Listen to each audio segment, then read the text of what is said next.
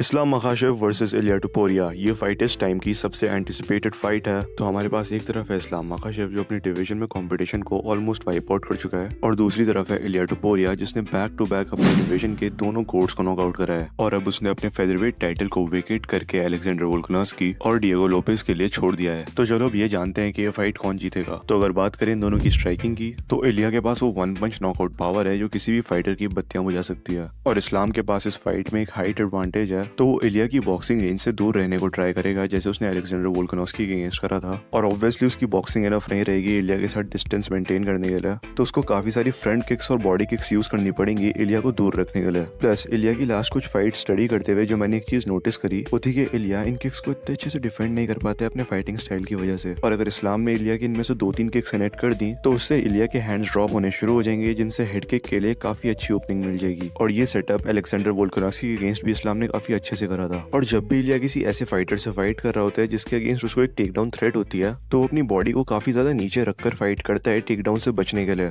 और अगर इलिया ने इस फाइट में ऐसा करा तो इस्लाम काफी अच्छी नी सेटअप कर सकता है इलिया के फेस पर। और अगर इस्लाम इलिया को डिस्टेंस कट करने से नहीं रोक पाया और इलिया डिस्टेंस कट करके इस्लाम को केज के अगेंस्ट ले गया, तो ये इस्लाम के लिए बहुत बहुत बड़ी प्रॉब्लम हो सकती है, क्योंकि इलिया यहाँ से अपने ओपोनेंट्स को फिनिश करने में एक एक्सपर्ट है। और अगर टुपोरिया मखाशेव को यहाँ एक बार भी ले आया तो आई थिंक कि यहाँ गेम ओवर है। और जो मैंने इस्लाम की फाइट स्टडी करते हुए एक चीज नोटिस करी कि जब भी इस्लाम को कोई प्रेशर करने को ट्राई करता है, इस्लाम अपना लेफ्ट हुक खोलता है। जैसा आप इस सीक्वेंस में देख सकते हो कि इस्लाम ने कैसे वोल्क के अंदर आती है अपना लेफ्ट हुक खोला, जिसको वोल्क ने डक करा और अंदर आना कंटिन्यू करा अपने राइट ओवरहैंड के साथ, जिसको काउंटर करने के लिए इस्लाम ने दोबारा लेफ्ट हुक चलाया और वोल्क ने यहाँ इस्लाम को कैच करके ड्रॉप कर दिया।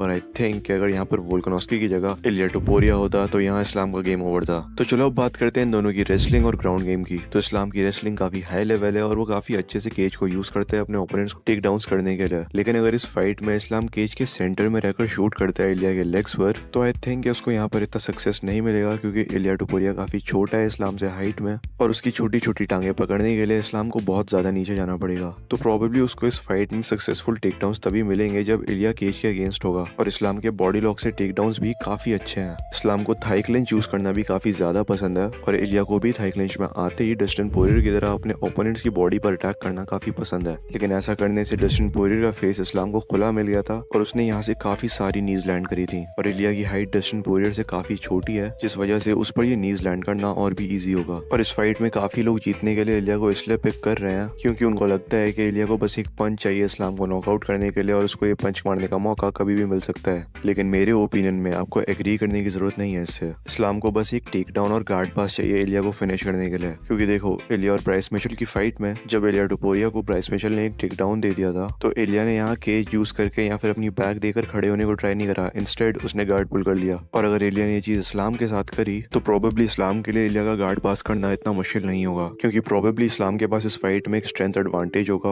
और इलिया की लेग्स काफी शॉर्ट हैं, जिस वजह से उसके लेग्स को खोलकर उसका गार्ड पास करना इतना मुश्किल नहीं होगा। लेकिन अगर इस्लाम के टेक डाउन्स पर इलिया उसको अपनी बैक दे देता है, तो यहाँ पर मुझे नहीं लगता कि इलिया इतने ज्यादा खतरे में है, क्योंकि इस्लाम अपनी लास्ट कुछ फाइट्स में अपने ओपोनेंट्स की बैक पर बेताल की तरह चिपका रहा है, और वो यहाँ से कंट्रोल के अलावा इतना कुछ खास कर नहीं पा रहा था। तो आई थिंक कि अगर इस फाइट में इलिया ने एक ढंग का पंच लैंड कर दिया तो ये फाइट उसकी, और अगर इस्लाम ने टॉप पर एक बार भी एक डोमिनेंट पोजीशन ले ली तो ये फाइट उसकी। तो इस फाइट में किस फाइटर के जीतने के ज्यादा चांसेस हैं? तो देखो ये MMA है और स्पोर्ट में कभी भी कुछ भी हो सकता है, लेकिन मैं पिक कर रहा हूँ इस्लाम मखाशेव को to win by arm triangle पहले या दूसरे राउंड में। तो आपको क्या लगता है मुझे कमेंट सेक्शन में जरूर बताना। लाइक और सब्सक्राइब बटन पे पंच मारो या सबमिशन, मुझे नहीं पता, क्लिक हो जाना चाहिए। Thank you for watching.